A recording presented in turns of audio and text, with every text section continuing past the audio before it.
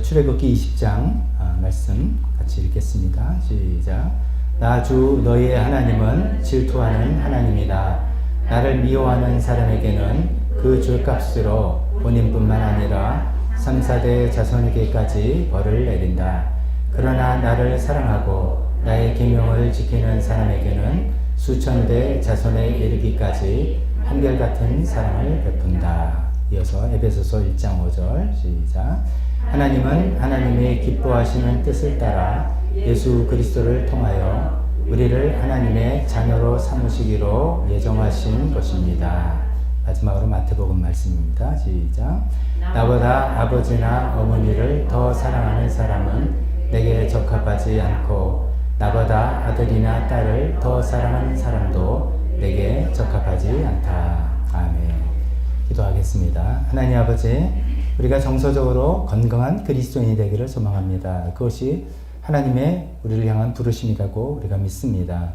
하나님 어떻게 해서 어떻게 하면 그렇게 할 수 있을지 오늘 또 말씀을 나눠볼 텐데 성령님께서 우리 각자에게 필요한 부분들 말씀하여 주시고 듣는 것에 그치지 않고 그것을 붙들고 씨름하며 하나님의 도움을 구하면서 조금씩 변화해 나가는 우리가 되기를 소망하오니 주님 도와주시옵소서. 예수님의 이름으로 기도했습니다.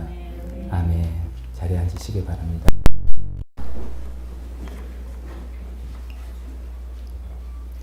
자, 오늘은 이제 정서적으로 건강한 그리스도인이라는 시리즈 6번째 시간으로 과거의 영향력에서 벗어나기라는 그런 제목을 가지고 하나의 말씀 증거하겠습니다. 우리가 시리즈를 설교를 하면서 전체적으로 큰 틀은 이런 거죠. 우리가 정서적으로 건강한 그리스도인, 그게 이제 온전히 참 변화가 되고 아름다운 삶을 살고 좀 정말 예수님다운 삶을 산다. 뭐 이렇게 표현해도 되는 것이죠. 그 위해서는 영성과 정서가 잘 통합되어야 된다. 이것을 계속 우리가 강조하는 것이죠. 영성은 그냥 교회 나오는 교회 생활이 아니라 정말 내가 개인적으로 하나님과 교제하는, 하나님 말씀 읽고 기도하면서 하나님을 체험하고 친밀하게 관계 맺는 그런 영성과 우리 정서적인 여러 가지 것들이 아름답게 안정이 되고 잘 조화되고 통합이 될 때 우리가 신앙생활 열심히 하는 것만큼 정말 훌륭한 인격이 되고 멋진 삶이 되어갈 수 있다라는 이런 전체적인 주제를 가지고 말씀을 전하고 있습니다. 오늘은 이제 과거의 영향력에서 벗어나자라는 그런 말씀으로 말씀을 전하려고 합니다. 여러분들 인생을 행복하게 사는 법 혹시 다 아십니까? 인생을 행복하게 사는 법. 이제 세상에서는 여러 가지 이야기할 수 있습니다만 성경에서는 간단하게 이렇게 요약하죠. 하나님을 사랑하고 이웃을 사랑하라. 예수님께서 두 가지 가장 큰 계명으로 우리에게 알려주셨습니다. 근데 이제 하나님을 사랑하고 이웃을 사랑하라. 그게 이제 계명으로 느끼지만 또 그렇게 살 때 우리의 인생이 참 행복해진다라는 것을 혹시 모르시는 분 계십니까? 여기 계신 분 중에 모르시는 분 계십니까? 모르시면 이제 배워나가면 되는 거죠. 모르셨을 수도 있어요. 근데 대부분의 경우는 이제 몰라서 못하는 게 아니라 알아도 못하는 게 그게 문제이죠. 알아도 못하고 알아도 안 되는 것. 그것이 더 큰 문제인 것 같습니다. 그것이 사실 우리한테 더 큰 괴로움을 주죠. 아는데 내가 그게 안 되고 못하고 이것이 힘든 것이죠. 이제 왜 그런가를 우리가 계속해서 이 정서적으로 건강한 그리스도인이라는 시리즈를 가지고 시리즈 설교를 살펴보는 중에 오늘 이제 다룰 이유는 그 이유 중에 이유 중에 하나는 어쩌면 큰 이유가 되겠죠. 그것은 과거의 영향력.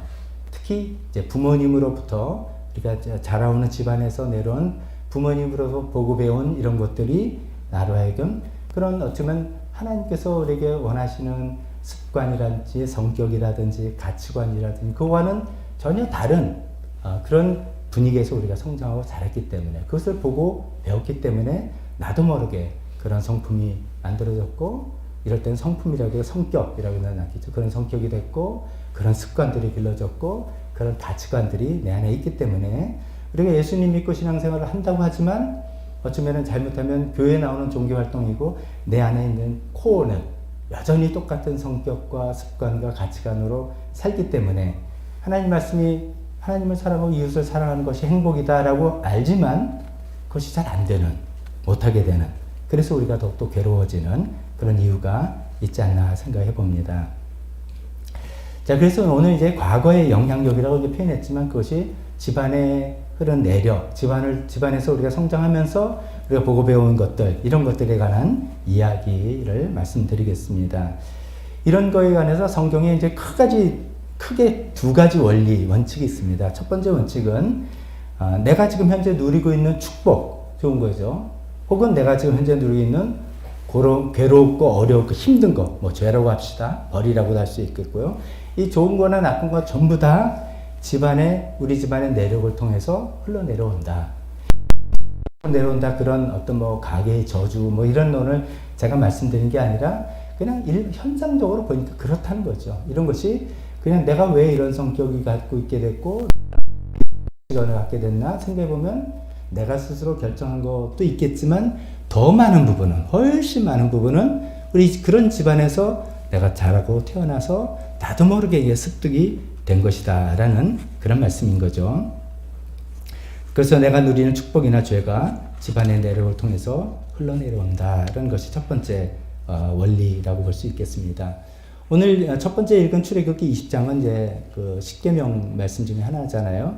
얼핏 이것을 문자적으로 보면은 참 이해하기가 어렵습니다. 왜냐하면 죄를 지으면은 벌을 3, 4대 자손에게까지 준다. 그러면 이제 우리 할아버지가 잘못했으면 저는 뭐 자동적으로 벌을 받는다. 생각하는 법이 어딨냐. 이렇게 생각하는 것은 너무 문자적으로 잘못 생각하신 거고요. 특히 이게 이제 십계명은 고대사회, 아주 고대사회 아닙니까? 요즘은 핵가족 시대라서 그냥 부모하고 자녀도 한 20좀만 지나면 요새는 원룸 얻어서 나가고 이렇게 되는 진짜 핵가족인데 옛날 고대사회는 주로 3, 4대가 같이 사는 그런 사회 아닙니까? 그런 사회에서 누가 한 사람이 잘못 지면 잘하고 잘못한 행동이 그냥 확대 가족으로 전체가 다 같이 그냥 하는 행동이지 누구는 했는데 누구는 안 하는 그런 것이 아니라는 것이죠. 그래서 확대 가족의 개념에서 3, 4대 같이 하는 행동이기 때문에 같이 벌을 받는다라는 그런 말씀이 되겠습니다. 여기서 이제 벌을 받는다는 말도 그냥 팍 기계적으로 벌을 막 준다라는 보다도 그런 잘못된 결정과 잘못된 습관으로 인해서 잘못된 결과를 내가 그냥 맞이하게 되는 그런 거잖아요. 그런 것을 하나님께서 그냥 허용하신다라고 이야기하시면 되겠습니다. 이해하시면 됩니다. 오히려 이 출애굽기 20장 말씀의 핵심은 그거는 우리가 인정해요. 3, 4대 같이 사는 사람들이 똑같이 나쁜 짓을 했으니까 똑같이 잘못된 결과를 맞게 된다. 그건 이해하는데 희한하게도 반면에 나를 사랑하고 하나님의 계명을 지킨 사람에게는 수천 대 자손에게까지, 즉 제가 잘한 거 하나도 없는데 저희 증조 할아버지가 어떻게 잘할 것 때문에 내가 덕을 누리고, 저희 같은 경우는 증조 할아버지의 예수님 믿은 것 때문에 제가 예수님 믿는 복을 받게 되고 등등 이렇게 되는 은혜는 훨씬 더 크다. 이게 이제 포인트이긴 합니다. 그러나 이제 오늘은 이 3, 4대까지 같은 영향력 안에 있고 같은 삶의 결과를 누리게 된다는 그런 것에 포커스를 좀 맞춰보려고 합니다. 계속 말씀드린 포인트는 내가 갖고 있는 잘못된 나쁜 성격이라든지 습관이라든지 이런 것들이 이제 부모의 영향력으로 해서 내 집안에서 자연스럽게 생긴다는 것인데요. 성경에 보면 그런 예가 너무나 분명히 나타납니다. 성경에서 말하는 믿음의 조상 누굽니까? 믿음의 조상 아브라함. 그러면 아브라함 집 사람은 굉장히 번듯한 사람, 그 집안은 굉장히 모범적인 집안이라고 생각하는데 성경을 보니까 아니다는 것이죠. 아브라함과 이삭과 야곱으로 이어지는 이 3대 그 믿음의 조상 가문이라는 사람들을 보면은 정말 부끄러운 일들, 소위 말해 죄의 패턴들이 계속 반복되는 것을 우리 잘 알지 않습니까? 아브라함이 거짓말을 했죠. 자기 생명이 위협당할 것 같아서 이 사람이 내 와이프가 아니라 내 누이다. 2번이나 거짓말했던 것이, 그 다음에 이삭도 똑같은 거짓말을, 아버지 닮아서 똑같은 일을 했던 것을 보고 그 손자인 야곱은 아예 이름이 거짓말하는 사람이에요. 이름 자체가 사기꾼, 속이는 자예요.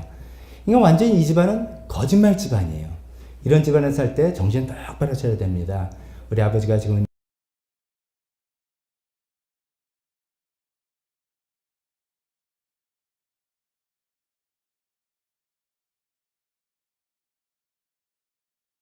나쁘냐? 우리가 많이 이야기하지 않습니까?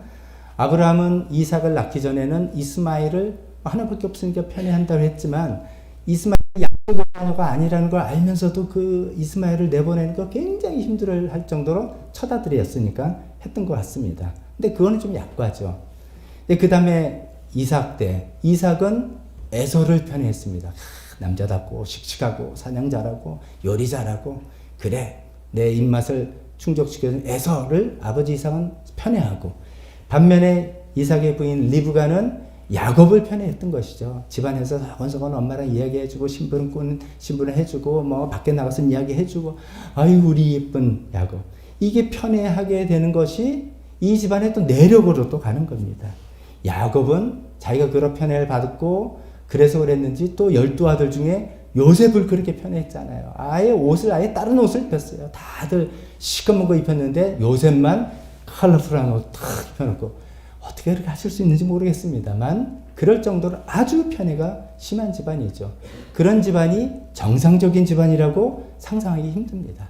편애받는 사람은 내가 잘했으니까 생각하지만 편애를 받지 못한 사람은 그 마음속에 원망과 원한이 계속해서 쌓인 거죠. 결국 그러다가 동생을 팔아먹은 거 아니겠습니까? 또 이 집안은 가족 간의 단절이 일어났는데 아무렇지도 않게 생각하는 거예요. 이삭과 이스마엘 형제지만 완전히 갈라져가지고 지금 이삭의 후예인 유대민족, 이스마엘의 후예인 아랍민족 정확히 꼭 그런 건 아닙니다만 우리가 이렇게 생각할 때 완전히 원수 집안처럼 돼 있는 집안이고요.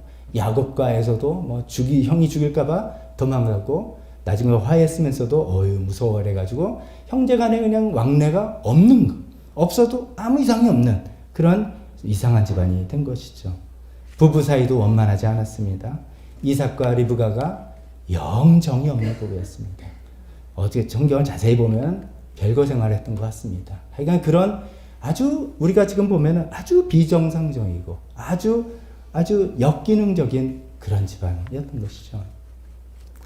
이런 집안에서 자라다 보면 아까 말씀드린 것처럼 거짓말하는 거 너무나 당연하고 그리고 너무 신경 써서 이거 해내라고 머리가 피곤하고 그 다음에 비밀이 많은 집안이죠. 비밀이 많은 집안들 있습니다. 그래서 뭐는 절대로 밖에서 이야기하면 안 되고 그런 게 많은 집안. 굉장히 피곤하죠. 속마음과 달라야 되는 집안. 이중적인 삶을 살게 되는 거예요. 그리고 보호와 돌봄을 내가 받지 못해서 그냥 각자 알아서 살아가야만 되는 집안. 또 지나친 편애, 과보호를 받는 사람은 그것을 제공하는 특히 부모와 제가 오래전에 말씀드렸죠. 소울 타이가 돼서 아주 비정상적으로 그것을 생각하는 그런 아주 복잡한 일들이 많이 생기는 것이죠. 하나님이 정말 위대한 것은 바로 이런 점이에요. 하나님은 이런 집안을 택하셔서 믿음의 집안으로 삼으셨어요. 우리 같으면 절대로 이런 집안을 택하지 않을 것 같습니다. 근데 이제 포인트는 아브라함의 그런 잘못들과 잘못된 부분들이 이삭에 이어지고 야곱에 이어지고 계속해서 그 안에 아픔을 겪고 어려움을 겪고 불행을 겪었던 그런 일들이 집안 내력이 흘러오는 일들이 이 집안만이 아니라 저희 집안, 여러분들의 집안, 우리 모두의 집안에 있는 일이 아니냐 하는 것이죠. 우리는 한번 생각해 봅니다. 우리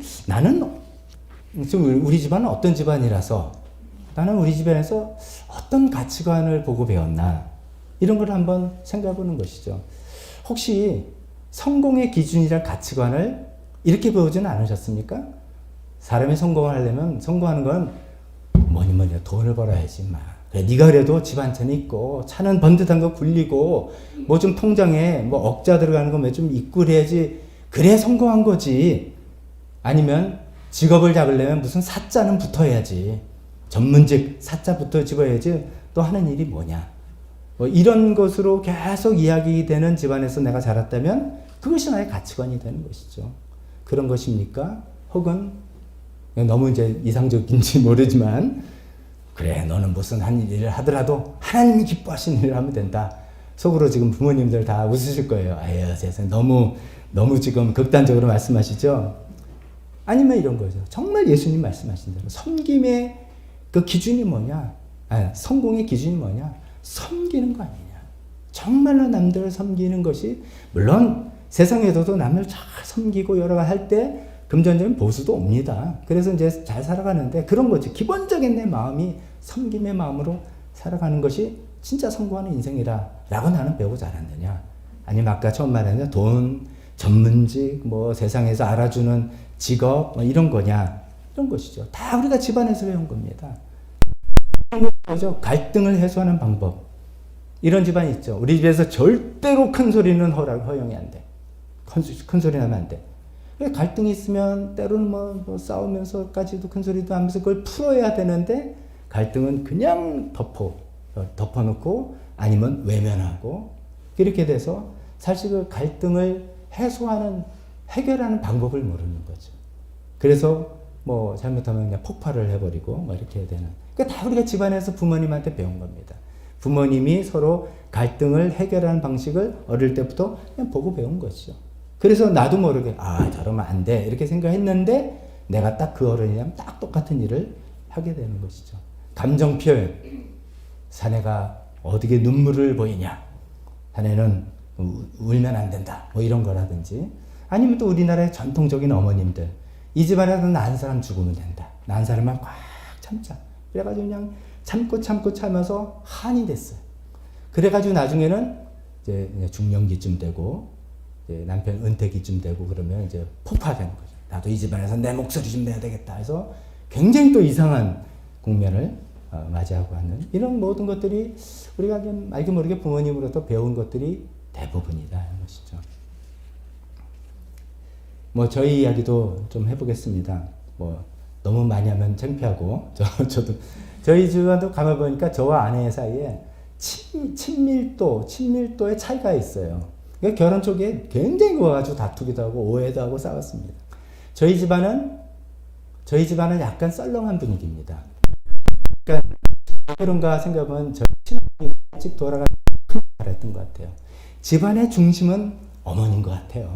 어머니가 그냥 따끈따끈한 정 이런 게 어머니가 센터죠. 그런 거라고 생각이 되는데 저희 어머니 이제 돌아가시고 새어머니 오시니까 어떤 기능은 돌아가는데 정으로 끈적끈적한 거는 이제 없죠. 저는 그렇게 쭉 이해해왔는데 나중에 형들 누나들 이야기 들으니까 할머니도 좀 성격이 좀 썰렁했다 그러더라고요. 그러니까 아주 찐득찐득한 성격은 아니었다 그래요. 그러니까 이게 유전인지도 모르겠습니다. 저희 아버님도 좀 그런 성격이고요. 그러니까 저희 어버님도 그냥 그래 알아서 잘하고 간섭 별로 안 하고 그냥 할도리 하면 되고 서운하다는 얘기 별로 안 하고 그래서 저희 형제도 그냥 속으로 왜 그러지 좀 서운한데 해도 이야기 안 해요. 뭐 그러니까 서로 부담은 안 주고 자기 할도리는 하고 좀 이런 분위기에서 저는 자랐어요. 그리고 또 만나면 또 뭐 아무런 앙금 없이 이렇게 지내는. 결혼을 딱 하고 보니까 저희 아내는 또 완전히 달라요. 저희 아내는 저 집안은 좀 예민하고 섬세하고 뭐 퍼주는 거 좋아하고 뭐 끈적끈적한 사람이에요.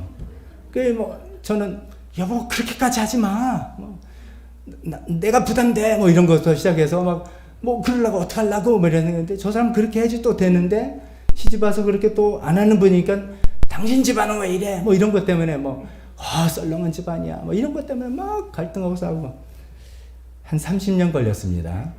결혼 한 30년쯤 되니까 서로 이게 다 우리 집안에 이런 집안에서 우리가 자라서 이런 것들이 내 몸에 쌓이고 축적이 돼서 나도 모르게 나온 것이고 저 사람 저래서 그런 거를 좀 이해하게 되고 이해하는 데서 끝나는 게 아니라 조금씩 가운데로 이제 가는 거죠. 어떤 때는 제가 이제 그 역할을 하기도 하고 뭐 서로 반대 역할도 하기도 하고 그런 거죠.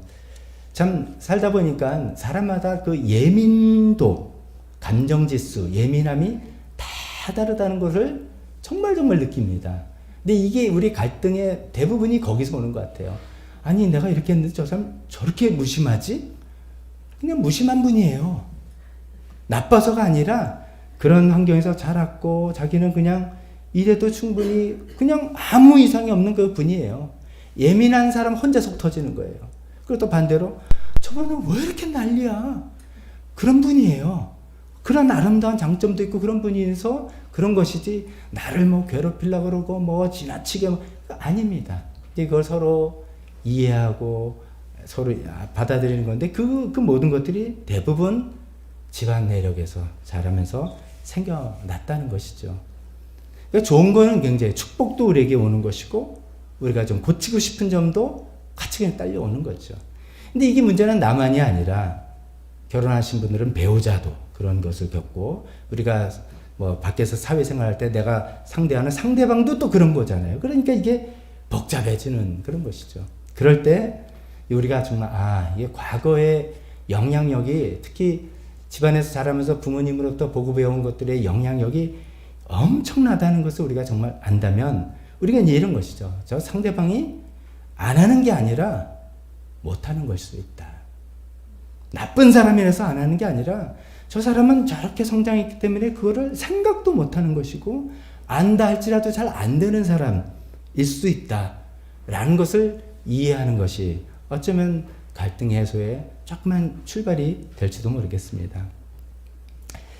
상대방을 그렇게 해서 서로 이해하고 불쌍히 여기자라는 것이 어떤 정서적인 측면에서 사회적으로 하는 이야기라면 이것은 말은 그럴듯한데요. 그것이 가능하려면 반드시 우리의 영성이 있어야 됩니다. spirituality가 없으면 그것도 못하는 거죠. 알면서도 못하는 거죠. 그래서 내가 먼저 하나님과 참이란 관계를 매일매일 쌓으면서 하나님께서 나한테 은혜를 주셔야지 상대방을 이해할 수 있는 여유가 생기죠. 하나님께서 나한테 은혜를 공급해 주지 않으면 안 됩니다. 그러니까 그것을 영성과 이런 정서 부분을 계속해서 통합해서 맞춰 나가야 되겠다는 것이죠. 그래서 첫 번째는 하니까 좋은 거든 나쁜 거든 모든 것이 부모님의 영향으로 우리 집안에 내려오도 오는구나 이를 이해하고 그래서 좋은 거는 할렐루야지만 안 좋은 것, 나한테 안 좋은 것, 내 주변의 사람들 안 좋은 것 그래서 그렇겠구나 라를 이해하는 것이 중요하겠다는 말씀입니다. 두 번째로 드리고 싶은 말씀은 그 중에서 우리가 나쁜 것들은 끊어내야 되잖아요. 끊어내야 되고 우리는 이제 하나님의 가족, 하나님의 집안입니다. 더 말하면 하나님, 이제 저는 박씨 집안에서 사는데 하나님의 집안, 누구는 하씨 가문 이렇게 표현하는데 하나님의 집안에 새로 그 가족, 그 집안에 또 살아가는 방식이 있잖아요. 하나님 집안에. 특히 지금 이제 여성분들이 제가 생각할수록 좀 대단하다 하는 게 시집 오면은 시집에 들어와서 이게 너무나 이질적인 문화 속에 적응해 나가야 되는 게 얼마나 스트레스가 되겠습니까? 그런 거 비슷하게 우리가 이제 하나님 믿고 하나님의 집안의 삶의 방식에 들어와서 하나씩 배우고 적응해 나오고 고쳐 나가는 이것이 가능성이 열렸다는 거죠. 우리가 이제 육신의 가정에서 나는 이런 집안에 태어났으니까 나는 어쩔 수 없어가 아니라 나는 하나님의 집안에 돌아서 이제 하나님 집안의 방식대로 살아갈 수 있는 길을 하나님이 열어주셨다. 그것이 우리가 성경을 통해서 배우고 우리 입으로 삶을 어떻게 살라고 가르쳐주는 모든 것들을 그런 맥락으로 생각하면 좋겠습니다. 우리가 이제 하나님 집안에 이제 들어왔다라는 것을 우리가 성경적인 용어로 이렇게 많이 쓰잖아요. 우리가 하나님을 우리의 뭐라고 부릅니까? 우리의 아버지. 우리 새 아버지가 생긴 거예요. 아버지가 생겼고. 또 하나님께 우리가 아기를 낳으면 이름을 지어주잖아요. 우리에게 새 이름이 있어요. 뭡니까? 크리스찬. 예수 믿는 사람이란 새 이름이 하나님의 자녀라는 새 이름이 우리에게 주어지고 뭐 자식 있으면 대부분 이제 뭐 유산, 상속 유산 있잖아요. 뭐 없는 경우도 있지만 있는데 그것이 성경에서 우리에게 조금 유산이 있다고 하는 거예요. 뭔가 보니까 현재를 살아갈 수 있는 지혜와 능력 유산을 주신 거예요. 하나님께서 우리에게 주시는 평안, 자유함 이런 것도 주시고 나중에 미래에 대한 소망 그리고 죽고 난 다음에 결국 천국에서 상급 이게 전부 다 유산이에요. 이게 우리에게 주신 거예요.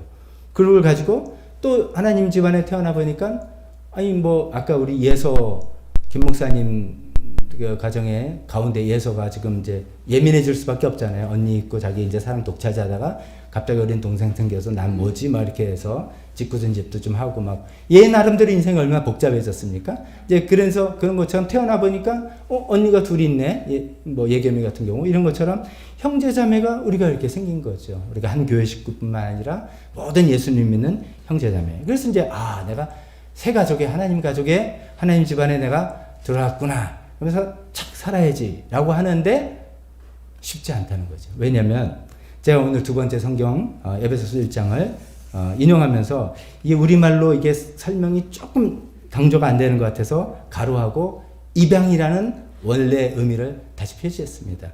우리가 우리를 하나님의 자녀로 삼았다라고 하는데 우리는 하나님 집안에서 출생한 게 아니에요. 우리는 하나님 집안에서 출생하는 사람들이 아니라 하나님 집안에 그냥 입양된 사람들이에요. 이미 태어났는데 그 다음에 예수 믿고 그냥 거기에 adoption, 입양이 된 사람들이에요. 입양된 입양아가 새 부모 집에 가서 얼마나 어색하겠습니까? 그리고 얼마나 이게 좀 힘들겠습니까? 자기가 살아온 인생의 어떤 나름대로 방식이 있고 그게 3살이든 5살이든 근데 새로 부모 돼서 우리 부모는 뭘 좋아하실까 어떻게 할까 몰라서 못하는 것도 있고 이미 또 길들여서 잘 안 되는 것도 있고 그런 것들이 있는 거잖아요. 우리가 똑같다는 거죠. 우리가 예수님 믿었으면서도 너 크리스찬이라며 예수 믿는다며 왜 그렇게 살아? 잘 안 되는 거예요. 우리 그냥 입양된 거거든요. 입양돼서 예전의 그 습관과 성격과 이게 아직 고스란히 있는 거예요. 근데 나는 이제 하나님의 집안에 들어와서 그걸 배우면서 살아가야 되는 건데 이게 쉽지만은 않은 그런 긴장 상태에 있는 것이죠. 뭐 영어식 표현이긴 합니다만 이런 표현이 있습니다. 제가 영어로 먼저 말해보면 Jesus may be in your heart, but parents are still in your bones. 그리고 예수님을 영접해서 내 마음에 모셔드렸지만 분명히 예수님 믿지만 나의 부모, 내가 말씀드린 집안 내력이 여전히 내 뼈에 사무쳐 있다. 그러니까 그 습관이 갖춰져 있다. 그런 뜻이죠. 그래서 무슨 말씀을 드리려냐면 그냥은 안 된다는 거죠. 내가 예수님 믿고 교회 다니고 그냥 성경 좀 읽고 기도하면 되는 게 아니고 아주 의도적으로 내가 하나님 나라의 그 집안의 사람처럼 살기 위해서 내가 버려야 될 습관과 버려야 될 성격과 버려야 될 가치관이 뭔지를 찾아내고 의도적으로 자꾸만 찾아내고 그게 사실 나 자신을 실망시키고 좌절시키는 부분이고 그것이 내 관계를 깨트리는 그런 안 좋은 부분이잖아요. 그거를 의도적으로 찾아내고 그것을 끊어내려고 애를 써야지만 되는 것이지 그냥은 저절로는 절대로 안 된다는 것입니다. 그런 의미를 세 번째 마태복음 10장 37을 통해서 보면 이게 이 10장 37절 본문 말씀을 얼핏 보면은 야 예수 믿으면 그냥 부모를 그냥 버려야 된다는 말이냐 이렇게 이제 오해하실 수 있는데 그게 아니죠.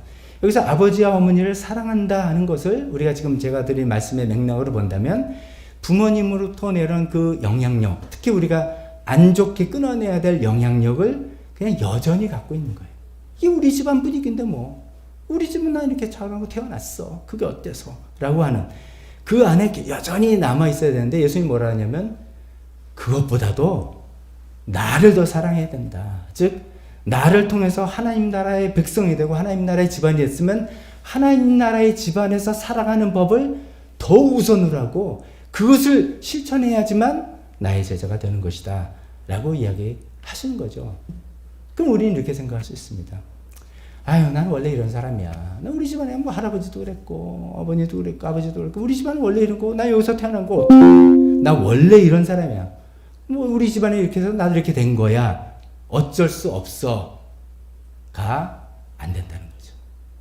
어쩔 수 없어가 아니라 우리는 아버지 어머니 사랑해서 사랑하고 존경하고 좋은 거는 다 흡수하지만 그것을 통해서 그런 집안 분위기와 그분들을 통해서 우리에게 알게 모르게 전달된 안 좋은 것들을 끊어내려는 노력을 하고 나는 하나님의 집안의 방식대로 살아가기를 결심하고 결단하고 실천해야지만 내가 예수님 믿는 사람이 되는 것이다.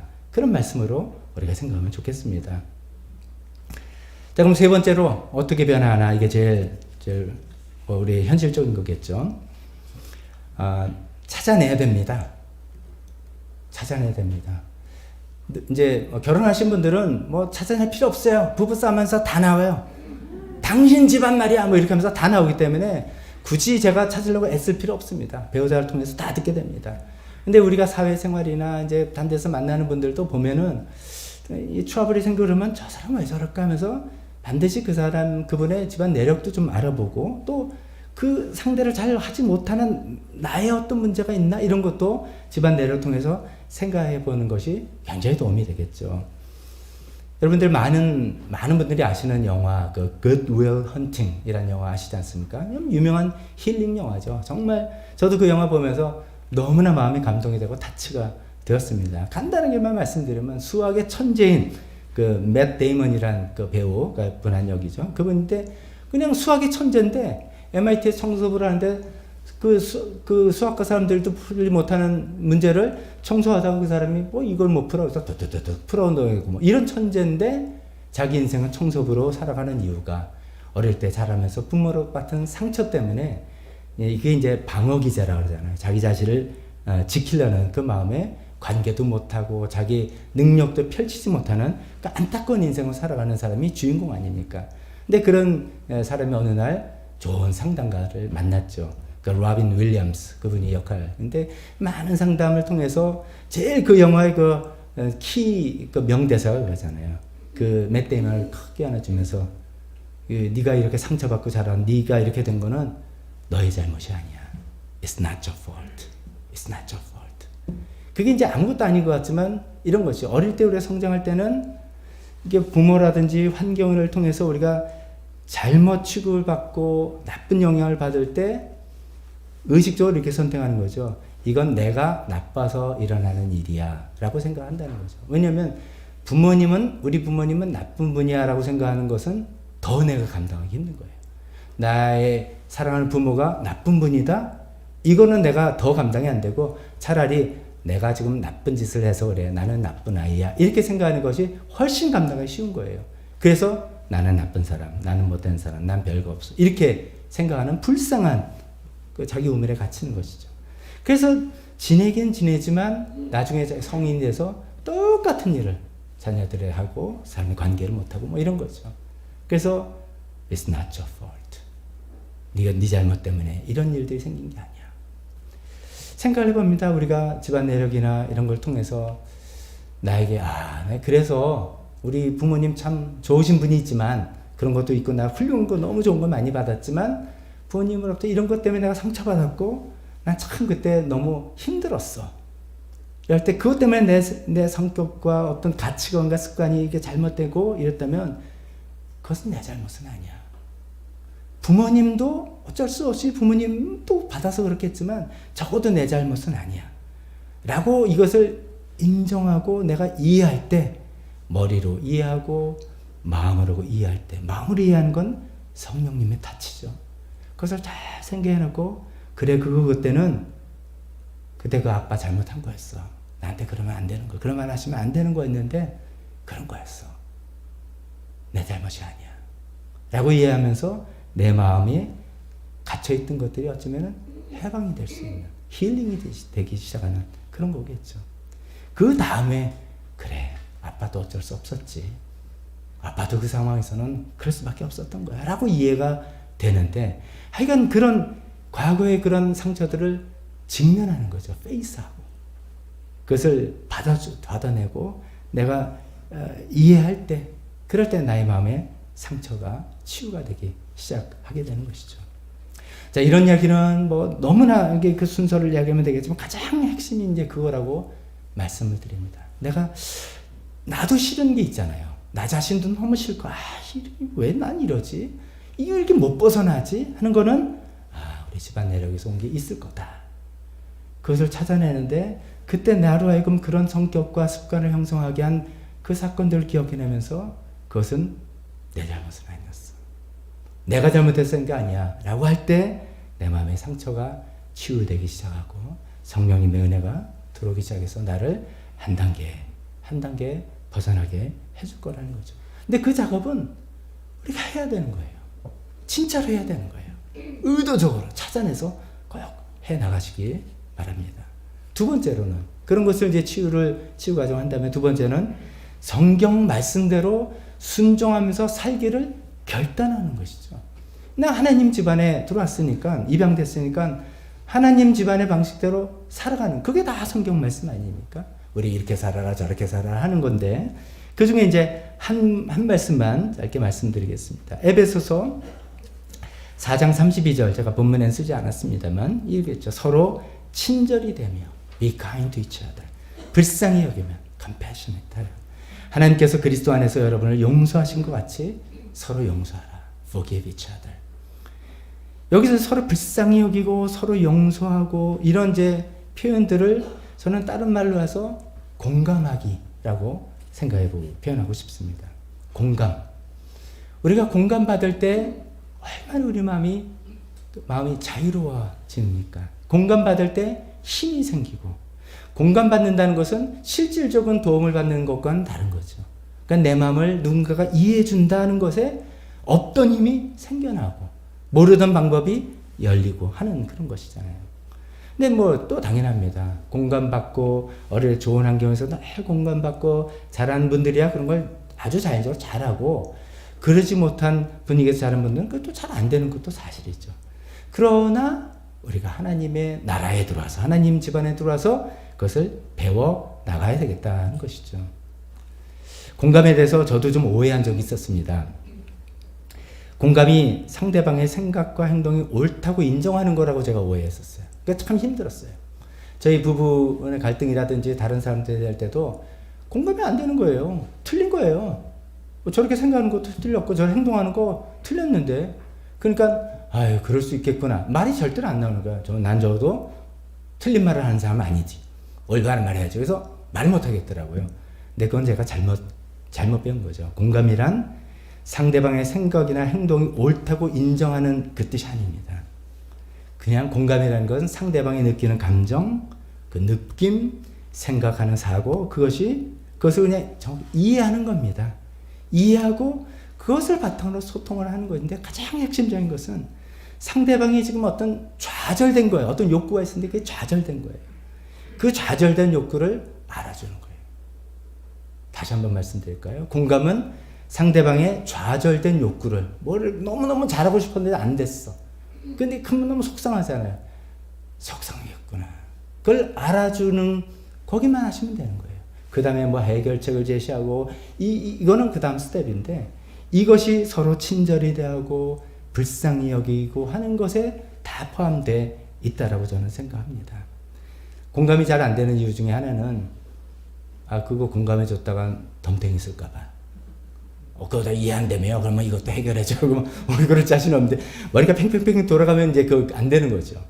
그건 두 번째, 세 번째 문제고, 상대방의 좌절된 욕구를 이해해주고 터치해줄 때, 그럴 때 하나님의 놀라운 능력이 그 공감해주는 것을 통해서, 서로 친절히 대해주는 것을 통해서, 서로 불쌍히 여기는 것을 통해서 나의 능력이 아니라 하나님의 능력이 들어갑니다. 그래서 놀라운 것들이 일어나죠. 공감은 평가가 아닙니다. 제가 짧게 예만 하나 듣고 마칠게요. 오늘 아침에 또 애가 늦게 일어나서 뭐 깨우느라고 실랭이 하다가 또 지각했잖아요. 짜증나 죽겠어 라고 이제 만약에 부인이 얘기했다면 남편이 듣고, 제가 옛날에 아주 전형적으로 실수했던 거, 당신이 그럼 내일부터 좀 일찍 깨우면 되잖아. 이거는 어떤 대안을 제시하고 솔루션을 제시하는 거예요. 공감 아닙니다. 그러면 누가 지금 그거 해달랬어, 지금 나 속상하다니까. 그러니까 솔루션을 제시하는 거 하지 마시고, 또 뭘 그런 거 가지고 그래, 그냥 늦게 일어날 수도 있지, 다음엔 또 잘하면 되겠지 라고 어떤 평가, no thank you가 아니죠. 더 나가면 이럽니다. 애를 그렇게 만든 게 당신 아니야? 비난하고 공격하는, 난리 나죠.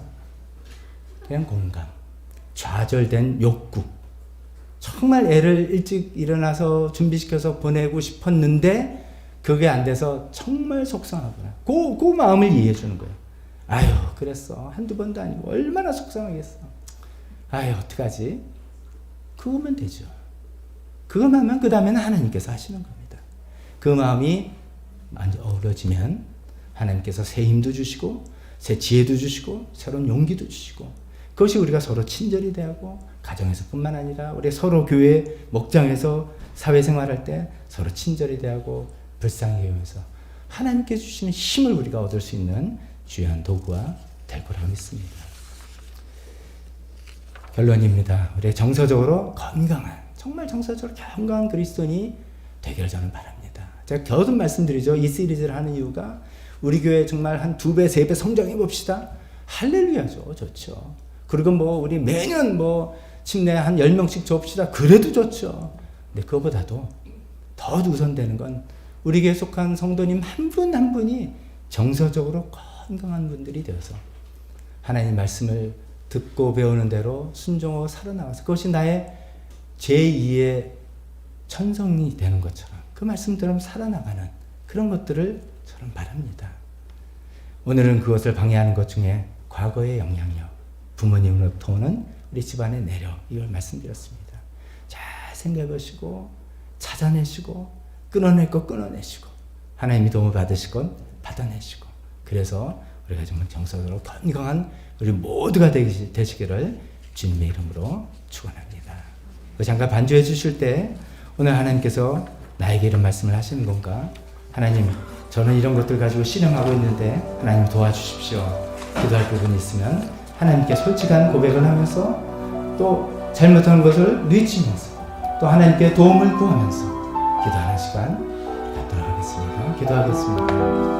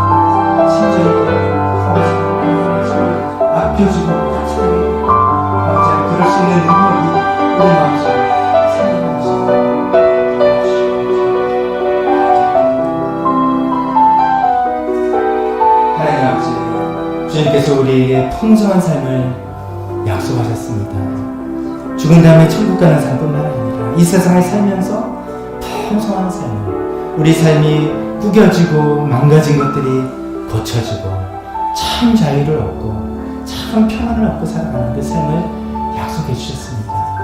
하나님 그 삶을 누리기를 원합니다.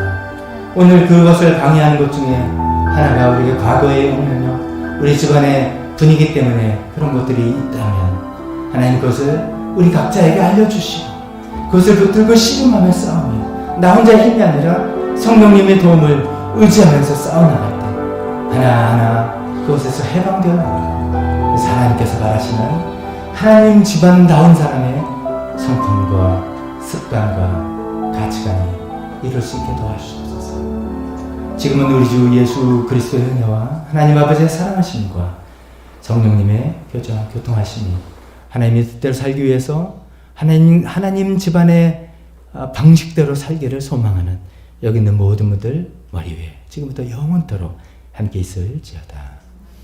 아멘.